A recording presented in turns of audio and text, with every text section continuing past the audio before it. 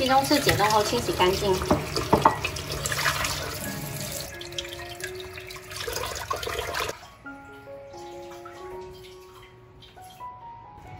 再用厨房纸巾吸干表面的水分，然后划上花刀，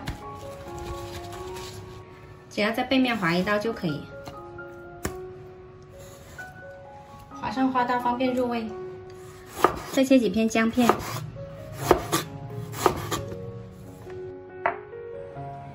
平底锅加入适量油，把鸡翅煎到两面金黄。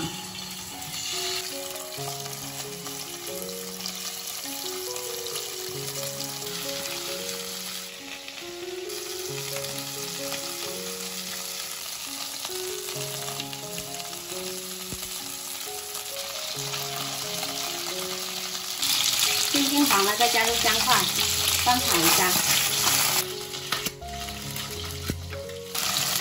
再加入啤酒没过鸡翅，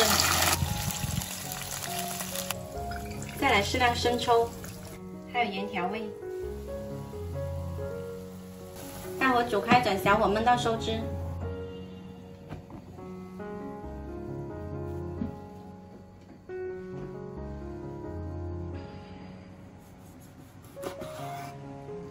再切2颗青柠，挑去籽。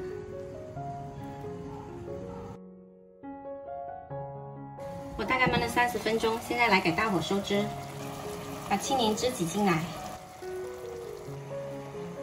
收汁的时候要翻动一下，让鸡翅裹满酱汁。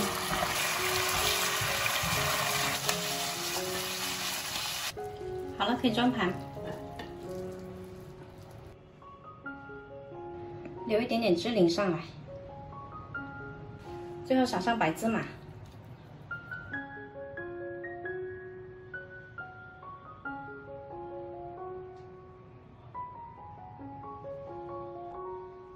这是一道大人小孩都喜欢的啤酒焖鸡翅，虽然放了啤酒，但是呢已经没有酒精味了，特别好吃哦。喜欢的朋友可以试一下。2个，2个筷子上去。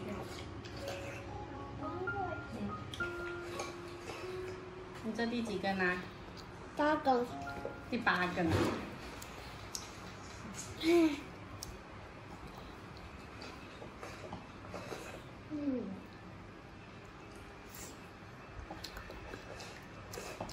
哥哥喝粥不用那么大声，把碗端起来。